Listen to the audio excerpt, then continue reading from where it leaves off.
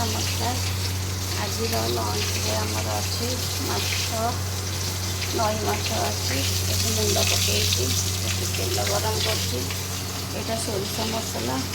एकाथे grinding करके रखी दिए आधे में हलदी केवल गोलैक लुण पकाएनि लुण पकड़े खराब हो बोली डाली सीझा अच्छी बघारी ये आलू सीझे ये भात बसई बस आज होती आज भात डाली माछ भजा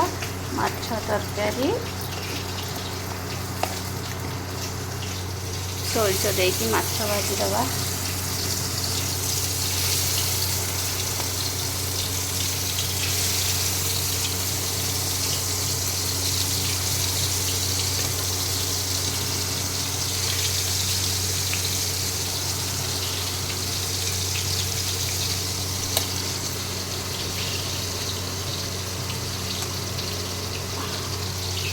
लुण दुईटा माछ भजा अनुसार पकईदबा